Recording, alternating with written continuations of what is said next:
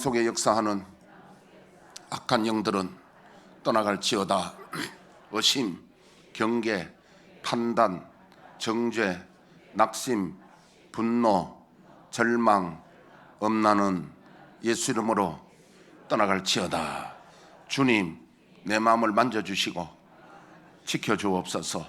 이 시간 예수 이름으로 여러분을 축복하기를 원합니다. 여호와는 내게 복을 주시고 너를 지키시기를 원하며, 여호와는 그 얼굴을 내게 비추사 은혜 베푸시기를 원하며, 여호와는 그 얼굴을 내게로 향하여 드사 평강 주시기를 원하노라. 옆에 있는 분에게, 선생님에게 하나님의 은혜와 평강이 넘치시기를 축복합니다.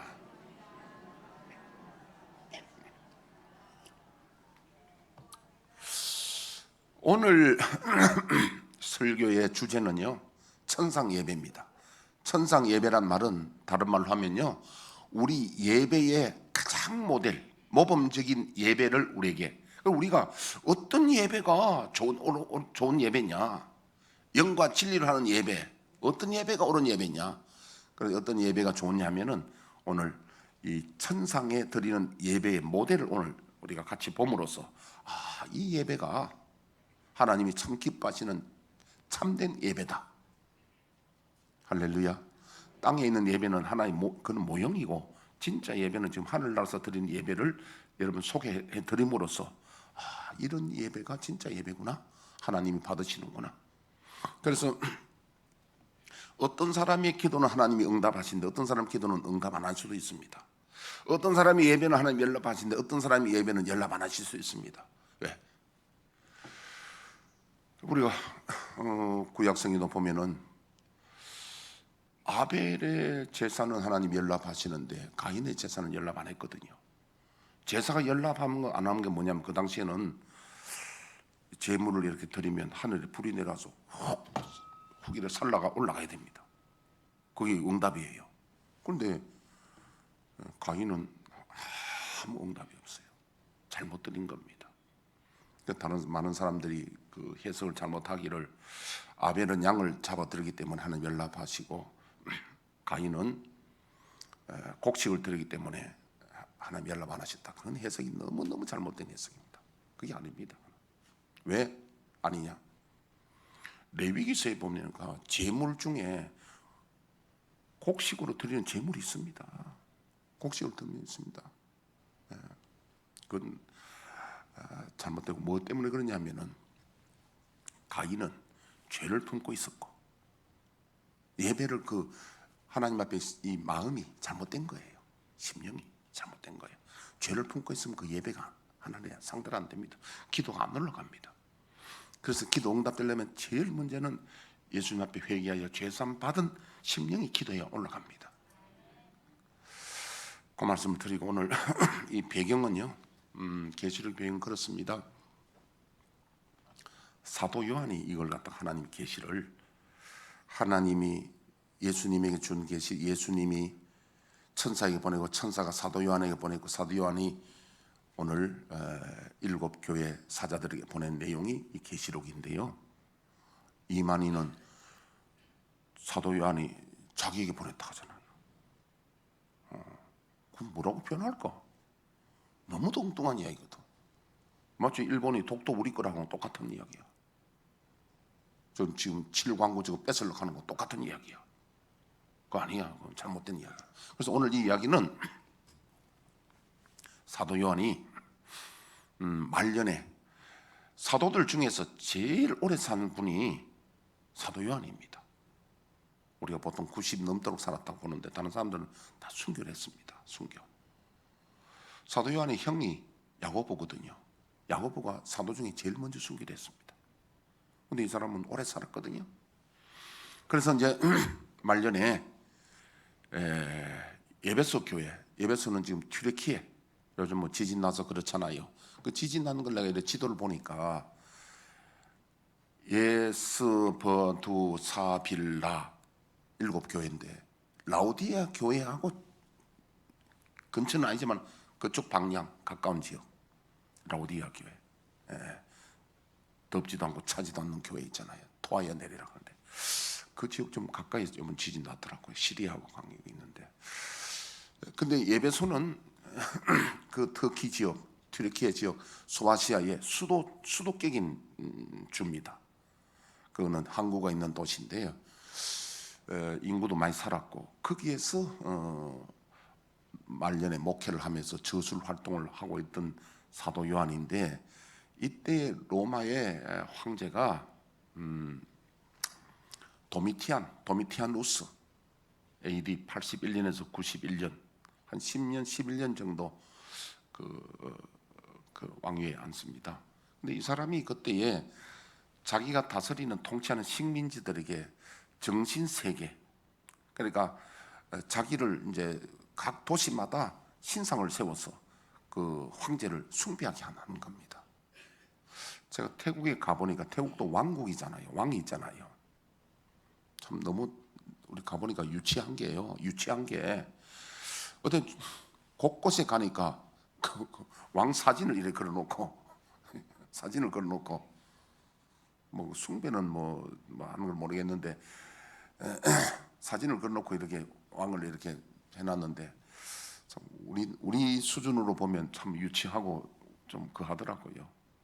우리도 옛날에 보면 뭐 대통령 박정희 대통령 뭐 관공서라든지 보면 사진 항상 걸어놨잖아요.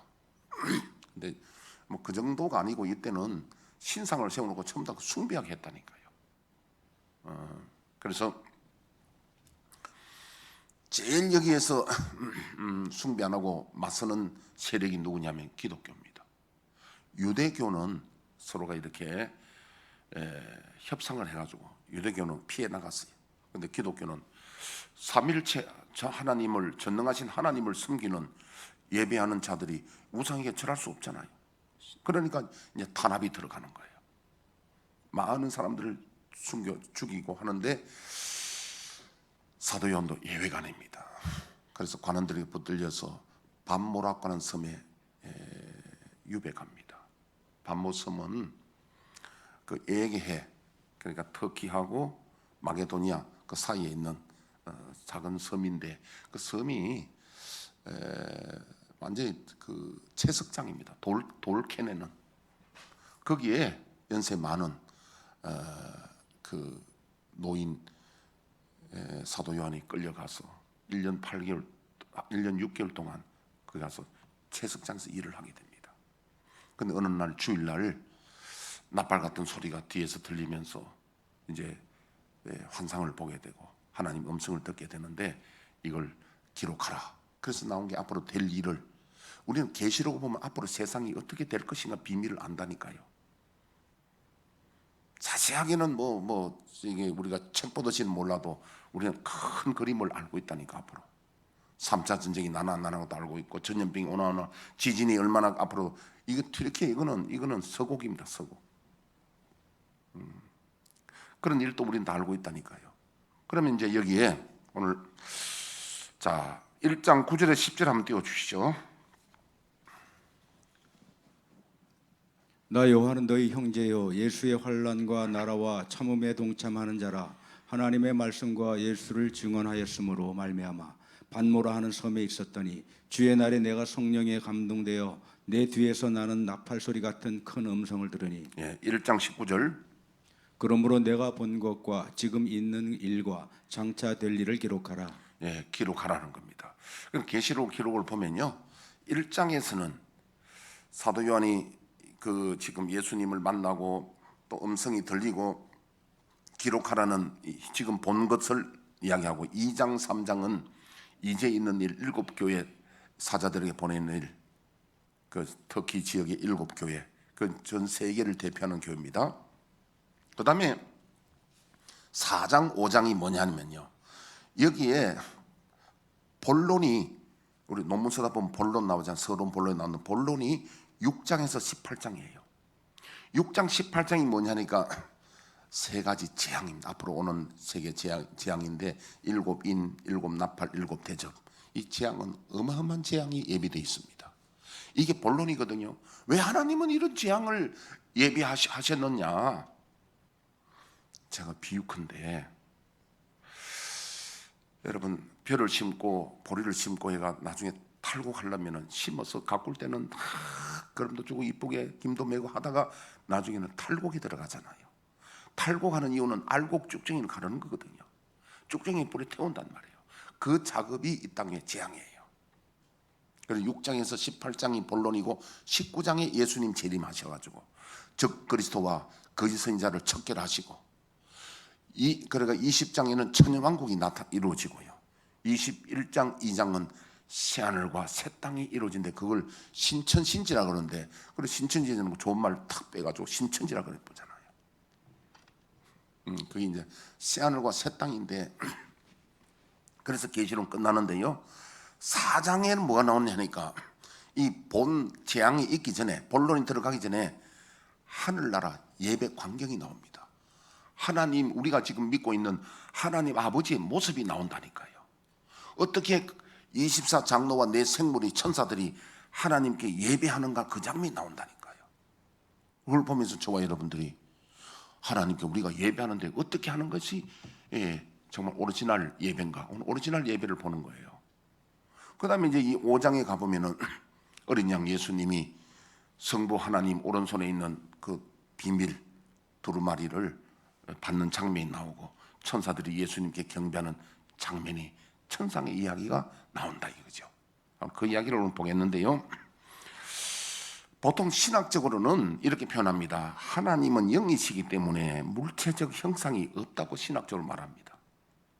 여러분 어떻게 생각합니까? 그 말은 맞아요? 하나님이 물체적 형상이 있을까 없을까? 그런데 신학적으로 하나님이 영이시기 때문에, 하나님이 영이래, 영이시기 때문에 그 말씀은 맞습니다. 영은 형체가 없어요. 그래서 영은 성부, 성자, 성령이잖아요. 성부 하나님은 물체적 형상이 있습니다. 성자 예수님도 형체가 있습니다. 예수님 오셔서 이 땅에 오셔서 나를 본 자는 아버지를 봤다 그랬고, 요한계시록 1장 13절 이후에도 예수님의 모습을 봤잖아요. 물체적 형상이 있다니까요. 근데 성령은, 영은 형상이 없으면, 영은 신이기 때문에, 그래서 성경에는 뭐 7 등불로 표현하기도 하고 또 7 눈으로 표현하기도 하고 그래 하는데, 근데 지금 우리가 하나님이 지금 우리에게 오셔서 또 우리 예배를 받으시고 모든 하는 것은 하나님이 물체가 형상이 오시는 게 아니라 하나님이 영이 오신다 이 말이에요. 그래서 지금 성령이요 성령 하는 게, 성령 거룩한 영은 뭡니까? 하나님의 신인 겁니다. 하나님이 신으로 오실 때 성령이라 이 말입니다. 아멘. 자, 그럼 하나님 영이 맞죠? 성령도 하나님이시죠. 자, 그래서 요한복음 4장 24절 한번 띄워주시죠. 하나님은 영이시니 예배하는 자가 영과 진리로 예배할지니라. 예, 하나님은 지금 하늘 보좌에 계셔서 우리의 모든 예배도 받으시고 다 천지를 다 알고 계시고, 하나님 영이시잖아요. 하나님 영이십니다. 하나님 물체적 형상에만 머무는 분이 아니라 하나님은 그의 성령이 계셔서, 하나님 영이 계셔서 신으로 우리에게 지금 오시고 받으신 건 맞죠. 디모데전서 6장 15절에 16절. 기약이 이르면 하나님이 그의 나타나심을 보이시리니 하나님은 복되시고 유일하신 주권자이시며 만왕의 왕이시며 만주의 주시요 오직 그에게만 죽지 아니함이 있고 가까이 가지 못할 빛에 거하시고 어떤 사람도 보지 못하였고 또 볼 수 없는 이시니 그에게 존귀와 영원한 권능을 돌릴지어다. 아멘. 그대로 띄워놓으세요. 이 말씀들을 근거해서 하나님 물체적 형상이 없다 그러는데 이건 오해하는 겁니다. 6절에 보면 오직 그에게만 죽지 아니함이 있고 가까이 가지 못할 빛에 거하시고, 하나님 빛이 어떤 빛일까요? 이따가 제가 말씀드릴게요. 어떤 사람도 보지 못하였고 또 볼 수 없는 이시니. 자, 됐습니다. 이게 무슨 말씀이냐면요,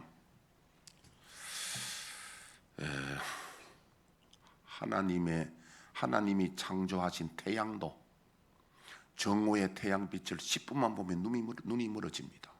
그 빛의 찬란함 때문에. 그런데 하나님이 창조한 태양도 그런데 하나님 빛이신데, 여러분 요한계시록 1장에 보니까 예수님 모습이 얼굴이 해같이 빛났다 그랬죠. 아들을 본 자는 아버지를 보았던데 예수님이 그 빛이 해같이 빛나는데, 해같이 정오의 태양이에요. 눈이 부시고. 근데 그 예수님을 본 사랑하는 제자 사도 요한이 기절해 버렸어요. 기절해 버렸어요. 가끔 가다가 부흥산 이런 사람들이요 이런 말 하잖아요. 천사가 보인다고 주님이 보이고 막 이렇게 막 하늘 보자가 보이고 주님 보이고 이런 사람 있잖아요. 따라합시다. 뻥이요. 보면 기절해야 돼. 예수님 만났거나 하나님 영광을 본 사람들은 기절하는 사람 하나도 없어. 이따가 내가 성경 찾아드릴게. 그래서 우리가 이 육체를 가지고 하나님의 영광을 보면 너무너무 두려워서 심장마비가 온다 이거야. 그래서 우리는요 이게 바이러스 균이 안 보이는 것도 우리가 참 감사하고, 바이러스 균이 보이면요 못 살 거예요. 피해다. 어떻게 살아? 밖에 어떻게 나가? 바이러스 균 보면 귀신 보이면 어떻게 살아? 천사 보이면 어떻게 살아? 예수님 보이면 기절했는데 어떻게 살아? 안 보이는 게 큰 은혜인 줄 알아야 된다니까. 저도 마찬가지입니다. 안 보이니까 씩씩하게 막 설교하지. 지금 하나님 보이고 보좌가 보이고 예수님 보이면 내 기절해버지 어떻게 내가 설교를 합니까? 못하지. 그 우리 교회는 윤영대 목사님이 뭐 지금 은퇴했지만 교수로 신학 교수고 또 박사고 또 목회도 했고 그렇잖아요. 그런데 윤영대 목사 안 차리고 내가 거짓말 못 하잖아. 윤영대 목사가 딱 들어보고 어이구 참 목사가 이상한 소리 한다 그러면 나도 좀 이상하잖아요. 근데 윤영대 목사가 나를 엄청 좋아해. 엄청 은혜 받는다 그래. 요번에 가도 그러더라고. 태국 가서도 참 목사 다음 몇 달 후에 또 오라고 또 하자고. 난 안 간다. 나는 올해 안으로 안 간다. 모레 내년에는 내가 몰라 생각해보고. 말씀드린 대로 태국 가면 나는 힘들어. 비행기 타기도 힘들고 음식도 안 맞고 힘들어. 나는 교회 있는 게 제일 좋아. 그런데 하나님이 가라 하면 또 저기 가야 되는데 원래는 안 간다 내가. 그 말은 뭔 소리인지 압니까? 성경 와서 톡 보니까 우리끼리 이야기야. 교수들 다 데리고 탁 강의해 보니까 자기도 다 알잖아요. 들어보니까 오도 물어봐라. 개인적으로 한번 여러분 물어보세요. 참 목사가 최고다 이거야. 우리끼리 이야기야. 그게 자기 눈에 딱 보이니까 와야 된다는 거야. 안 되면 못 온다. 여러분 그 피드백이 있잖아요. 그 사람들 딱 그 반응 피드백이 있잖아요. 네, 잘못하면 잘한 것 같아서 내가 생략할게. 그 말은 뭐냐면 여기에 그런 훌륭한 분들이 앉았는데 내가 설교해도 부담이 되고 조심스럽잖아요. 헛된 소리 못 한단 말이에요. 그런데 하나님 보이면 내가 설교할 수 있어요. 예수님 보이면 설교 못 합니다. 내가 입이 다물어 버리지. 어떻게 말이 나옵니까? 기절하지. 자, 기절한 이야기 한번 보겠습니다. 1장 계시록 1장 17절 띄워 보시죠. 내가 볼 때 그의 발 앞에 엎드러져 죽은 자 같이 되매 그가 오른손을 내게 얹고 이르시되 두려워하지 말라 나는 처음이요 마지막이니. 죽은 자 같이 대부대 기절한다. 기절은 뭐냐면 기가 돌아가는 우리 기가 돌아가는데 이 기가 절 끊겼다는 기가 막혔다. 기 막힌다는 게 바로 기절입니다. 그게 기 막히는 게 기절에 푼 거예요. 그다음에 다니엘서 지금 이 사람이 누구냐면 사도 요한이거든요. 사도 요한이 예수님 만찬 때 마지막 만찬 때 예수님의 품에 안겨서 떡 먹던 사람이에요. 그만큼 예수님이 이뻐하고 사랑했던 제자인데 여러분 예수님도 보면 제자들이 똑같이 대하지는 않았어요. 사도 요한이 막내거든요. 거의 여기서는 우리도 자녀들 10 키우면 그렇게 우리 속담에 10손가락 물어서 안 아픈 손가락 있느냐 그러잖아요. 내가 말하기를 아픈 게 느낌이 다르다는 거예요. 아픈 건 느낌이 달라. 내가 손가락 무는 이야기를 하니까 꼭 생각나는 게 있어. 옛날에 우리 교회 김광욱 은사님 남편 임봉식 장로님 계셨는데 우리 태안에 가서 그 태안에 1년에 뭐 한두 번씩 가잖아요. 가면 그 돌 밑에 그 박하지개라고 있습니다. 꽃게 말고 박하지가 있는데 이걸 돌을 딱 들시면은 이게 막 착 이래요. 그런데 그 물면은 박하지기는 물면 진돗개예요. 그거는 절대로 그건 안 나요. 다리가 부서져야 놓지를 안 해. 그런데 임봉식 장로님이 맨손을 잡아요. 그럼 박하지기가 물잖아요. 덜렁덜렁덜렁 이래가지고도 안 아파. 왜냐면 원체 이게 구둥살이 있고 손이 두꺼워가지고 그럼 맨손 잡아 덜렁덜렁 하면 그 위로 장로님 놀래면 괜찮아요? 그러면서 뚝 뛰어가지고 한다고요. 근데 열 손가락 무릎가 아픈 건 느낌이 다 달라요. 어떤 거는 많이 아픈 손가락이 있고, 그런데 사도 요한은 예수님이 얼마나 사랑하는 제자인지 밥 먹을 때 그 품에 누워서 밥을 먹을 정도로. 그 베드로가 좀 거기서 이제 좀 수제자니까 베드로 못 그러거든요. 요한에게 물어보라고 머리 짓을 해가지고 누가 팔 거냐고 물어보라고. 그렇게 사랑했던 이 사도 요한이 기절해봤다니까. 예수님 보고. 그러니 이야기가 자주 예수님 본다고 이야기하는 사람들, 그런 사람들은 뻥이라는 거예요. 근데 어떤 때는요 우리가 희미하게 볼 수는 있습니다. 그러나 진짜 예수님의 영광스러운 모습을 보면 기절하는 거예요. 희미하게는 우리가 이렇게 흰옷 입은 모습이라든지 흰옷 입은 모습 희미하게 어떻게 느낄 수는 있는 거예요. 아, 예수님 지금 계신다 느낄 수는 있어. 그런데 사도 요한처럼 영광스러운 모습을 보면은 기절한다 이거예요. 자, 다니엘서 10장 8절 9절 한번 더 봅시다. 그러므로 나만 홀로 있어서 이 큰 환상을 볼 때 내 몸에 힘이 빠졌고 나의 아름다운 빛이 변하여 썩은 듯 하였고 나의 힘이 다 없어졌으나 예, 여기 썩은 듯 하였다 그랬잖아요. 이것도 아름다운 빛이 변하여 썩은 듯 했다. 썩은 듯 했단 말은 뭡니까? 아까 전에 죽은 자처럼 됐다고 합니다. 참 전라도 말이 참 재밌는 게요. 썩을 놈 그러잖아요. 썩을 놈 뭐예요? 죽으면 썩는다는 거예요. 우리가 혼낸다, 혼을 내뿌리면 죽는 거거든요. 혼낸다는 건 죽인다는 건 똑같은 말입니다. 썩을 놈 하는 거는 죽음을 말합니다. 근데 그걸 다른 표현으로 썩을 놈 그러잖아요. 여기도 썩을 놈 나오잖아요. 썩은 듯 하였고, 그리고 이건 완전히 이건 죽은 듯 했다 이 말이에요 이게. 죽은 듯 했다. 그러니까 여러분 하나님의 예수님 봐도 이런데 하나님 영광 보고 살짝 없잖아요. 언제 볼 수 있느냐니까 육에 있을 때 말고 우리가 영으로서 하나님 나라에 가서는 볼 수 있습니다. 할렐루야. 그거 우리가 보면서 하나님의 영광이 얼마나 대단한가를 우리가 보는데, 자 그러면 우리 4장 본문을 봅시다. 1절. 일 후에 내가 보니 하늘에 열린 문이 있는데 내가 들은 바 처음에 내게 말하던 나팔 소리 같은 그 음성이 이르되 이리로 올라오라. 그 후에 마땅히 일어날 일들을 내가 네게 보이리라 하시더라. 내가 곧 성령에 감동되었더니, 감동은 성령 안에 있었더니 보라 하늘에 보좌를 베풀었고, 보좌를 베풀단 말은 뭐 어떻게 우리 이해하면 되겠습니까? 옛날에 왕이 등극할 때에 이렇게 앉는 의자가 있잖아요. 그걸 연상을 하면은 하늘 보좌는 그하고 비교는 안 되지만은 하나님이 그런 보좌를 베풀었는데 앉으셨는데, 계시록 20장에 보니까 백보좌라 그래, 흰 보좌라 그래요. 그렇게 여러분 이해를 하면 됩니다. 하나님 보좌에 앉으셨는데, 근데 하나님의 모습이 어떤 모습이냐면요, 사람의 모습입니다. 그러니까 창세기 보니까 하나님이 우리 모양을 따라, 우리 형상을 따라 사람을 만들자 그랬거든요. 이따 가면 또 보겠습니다.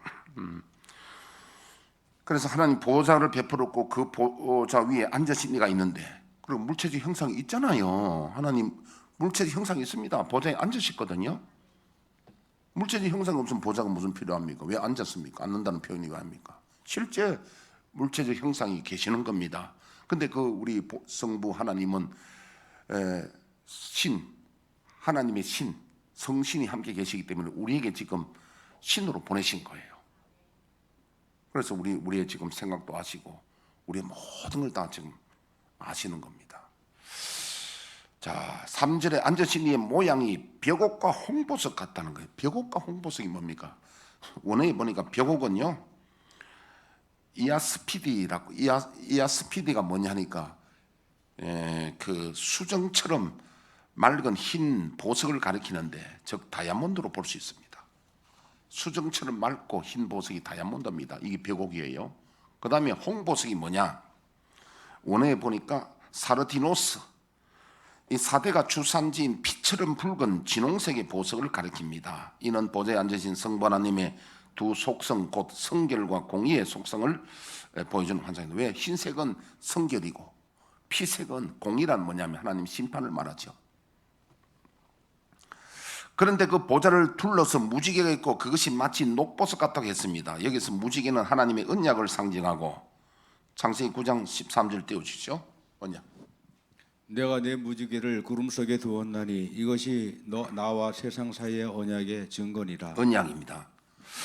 녹보석은 푸른 색깔을 바라는 보석으로서 곧 하나님의 긍휼과 자비를 상징합니다. 이게 후광을 말합니다. 이 무지개 같이 후광이 있다는 거죠. 에스겔서 1장 26, 28절 한번 띄워주시죠. 하나님 형상이 나오는데 그 머리에 있는 궁창 위에 보좌의 형상이 있는데 그 모양이 남보석 같고 그 보좌의 형상 위에 한 형상이 있어 사람의 모양 같더라. 사람의 모양 같더라 그랬죠. 그 다음 내가 보니 그 허리 위의 모양은 단쇠 같아서 단쇠, 허리 위에 모양이 단쇠 같는데 허리 아래도 단쇠 같고 단쇠가 뭡니까? 포항제철에 그 쇠가 달았을 때 여러분 어떤 색입니까? 쇠가 달았을 때 그게 단쇠거든요. 그게 제가 시간 없으니까 빨리 이야기할게요. 그 색은 은과 금의 합금색입니다. 태양이 정오에 비칠 때 은과 금의 합금색으로 우리가 이건 내가 참 이게 우리가 이해하도록 내가 설명하는 거예요. 지금 같더라 하잖아요. 같더라는 건 우리 언어로 표현할 수 있는 방법이에요. 정오의 태양 색깔이 뭐냐 뭐 준수가 내게 물으면 어떻게 내가 대답할까? 우리가 아는 지식으로 표현하기를 금과 은의 합금색이다. 저는 20대 30대에 하나님 빛이신데 그 빛의 색깔이 어떤가 참 궁금했습니다. 그래서 기도를 했습니다. 하나님 빛의 색깔이 어떤 겁니까? 하고 기도를 했는데요. 그리고 또 계시를 보면 저 1장에 보면 예수님의 눈은 불꽃 같다 그랬잖아요. 나는 처음에 불꽃이 붉은색인 줄 알았어. 불꽃이 여러분 불꽃이 다 붉은 건 아니잖아요. 어떤 불은 뭐 깨서 불은 파란색도 되기도 하고. 불이라고 해서 똑같은 색이 아닙니다. 붉은색이 아니에요. 그럼 어떤 색이냐? 지금 말하는 그 불 같다는 건 이글거린다는 뜻인데 금과 은의 합금색. 예수님 얼굴이 해같이 빛났잖아요. 근데 그 단쇠 같은데 하나님의 그 빛이 여러분 태양 정오의 빛을 하나님 만드신데 그보다 못하겠습니까? 쳐다볼 수 없는 영광 빛이 있는 거예요. 할렐루야. 그 앞에는 거짓이 설 수가 없는 겁니다. 우리가 믿는 하나님 아버지 실제 존재하고 계시고 우리를 지금 보고 계시고 할렐루야. 대단하신 분이잖아요. 천지를 창조하신 분이잖아요. 근데 그 앞에 우리가 어떻게 예배해야 되느냐? 기도를 어떻게 해야 되느냐? 기도를 어떻게 해야 되냐? 어떤 사람은요 기도하다 보면 흉내를 내기도 뭐하다 갖가지 기도하는 사람 형태 있잖아요. 주시옵소서 하나님 놀라게 한단 말이야. 이 계시록 4장을 몰라서 그래. 하나님 앞에 기도할 때 참 우리가 마음을 최선을 다해서 내가 감사하고 감격하고 하나님 막 협박하는 사람도 있다니까. 그러면 안 된다니까. 몰라서 그래. 그래 기도하는 게 아니에요. 그럼 천상 예배를 우리 한번 보겠는데 자 4절 보면 또 보좌에 둘러 24 보좌들이 있고 그 보좌들 이 보좌가 둘러 있는 이 보좌는 얼마나 존귀하고 높은 자리입니까? 보좌 위에 24 장로들이 흰 옷을 입고 머리에 금관을 쓰고 앉았더라. 24 장로는 구약의 12지파 신약의 12사도를 대표하는 이 땅의 모든 성도를 대표하는 분이 우리 교회도 장로가 어떤 분입니까? 장로는 평신도들의 대표가 장로입니다. 원래 장로의 뜻은 평신도들의 대표라는 뜻이에요. 여기도 24 장로가 얼마나 흰 옷을 입고 깨끗한 거룩한 옷을 입고 머리에 금관을 썼다는 거예요. 금관, 면류관을 썼는 겁니다. 이게 자기의 영광이요. 얼마나 영광스러운 겁니까? 금관을 썼는 것은요. 5절 보좌로부터 번개와 음성과 우레소리가 나고 보좌 앞에 켠 등불 7이 있으니 이는 하나님의 7 영이라. 하나님의 신을 어떤 사람의 형상이 아니라 이런 형태로 표현하고 있습니다. 신이기 때문에. 보좌 앞에 수중과 같은 왜 7 등불이냐니까 등불은 모든 걸 다 알고 밝히는 거죠. 보좌 앞에 수중과 같은 유리 바다가 있고 보좌 가운데 보좌 주위에 네 생물이 있는데 네 생물은 얼굴이 사자 같고 송아지 같고 사람 같고 독수리 같아서 그렇지 이 천사는요 굉장히 계급이 높은 서랍천사들입니다. 하나님 보좌 주변에서 항상 가까이서 보필하는 천사들입니다. 높은 천사예요. 그랬는데 그 이제 8절에 보니까 네 생물이 각각 6날개를 가지고 그 안과 주위에는 눈들이 가득하더라. 눈은 살피는 거지요. 그들이 밤낮 쉬지 않고 이르기를 거룩하다 거룩하다 거룩하다 주 하나님 곧 전능하신 이여 전에도 계시고 이제도 계시고 장차 오실이라 이시라 하고 어떤 사람들은 이거 이렇다가 야, 이 천사들 너무 피곤하겠다. 밤낮 쉬지 않고 맨날 일을 해야 되니까 얼마나 힘들겠느냐. 그건 우리 인간의 몸을 가지고 내 수준에서 이해해서 그렇지 천국에는 필요함도 없습니다. 여러분 자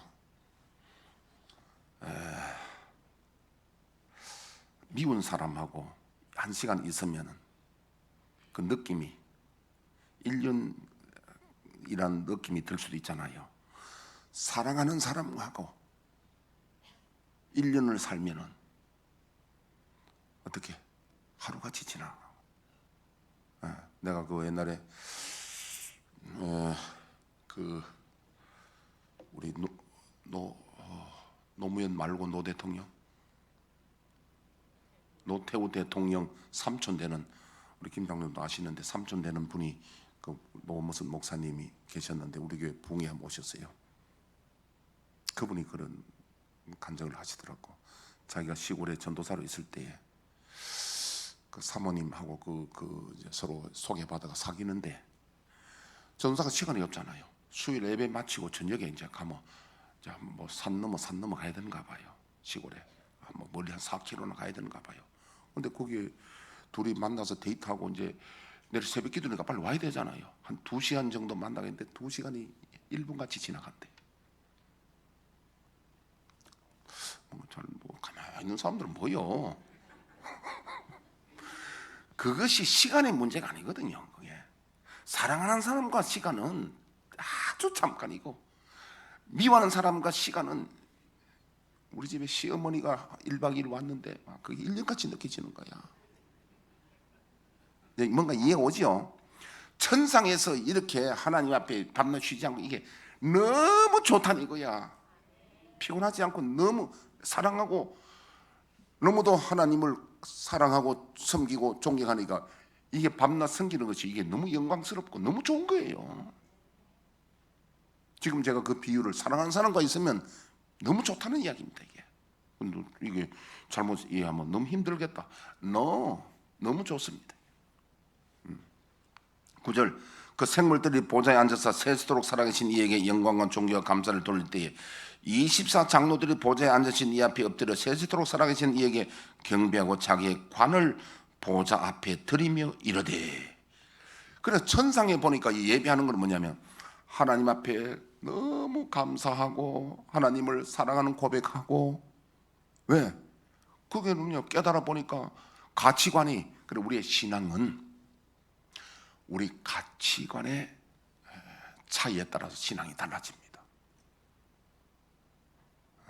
자, 좀 이해를 돕기 위해서 제가 말씀을 드릴게요. 제 이야기를 합니다. 제가 은혜가 충만할 때는 이렇게 기도합니다. 하나님 너무 감사합니다. 내 생명을 하나님 앞에 다 드려도 아까운 게 없고 너무 감사합니다. 내 생명을 다 드려도 감사하다니까요. 은혜가 충만할 때는 뿐만 아니라 하나님 십자가는 제가 지고 갈 테니까 주님 홀로 영광 받아 주옵소서. 이 기도할 때 너무 내가 마음이 좋아서 합당히 기도한다니까요. 은혜가 충만할 때. 그런데 이 은혜가 식어지면 어떻게 하냐면, 왜 그 기도를 했지? 그 다음부터 욕심이 들어가면 내중심이 되는 거예요. 여러분, 여기에 24 장로들이 자기 면류관 하나님이 드리는 것은 뭐냐면, 우리 생각에 왜 자기 면류관을 드려? 너무도 감사하고 사랑하기 때문에 면류관이 아깝지 않다 이 말입니다. 이것이 진정한 예배고 영성이라는 거예요. 하나님 앞에 나의 모든 것을 드려도 아깝지 않고 우리를 구원하신 은혜를 감사하고, 그래서 하나님을 사랑하고, 그래서 내가 예물을 드려도 아깝지 않는 게 천상 예배다 이 말입니다. 예물만 드리는 게 아니에요. 여기는 우리 기도와 찬양과 봉사와, 이런 봉사하는 것도, 교회 봉사하는 것도요, 이런 은혜에 감사함이 없이 봉사하면 나중에 힘들어요. 지쳐요. 그럼 못합니다. 그래서 이 은혜가 예물 드리는 거 마찬가지입니다. 우리 교회에서 내가 헌금하는 설교 잘 안 하잖아요. 거의 안 하잖아요. 왜 안 하잖아요? 들을 수준이 돼야 하지. 들을 수준 안 돼가 그 설교 헌금 설교하면 시험 드니까 그 설교할 필요가 없잖아. 그건 들을 수준이 돼야 되는 거야. 여기 보니까 자기의 금관을 드린다는 것은요, 모든 영광을 하나님께 드려도 아깝지 않다는 거예요.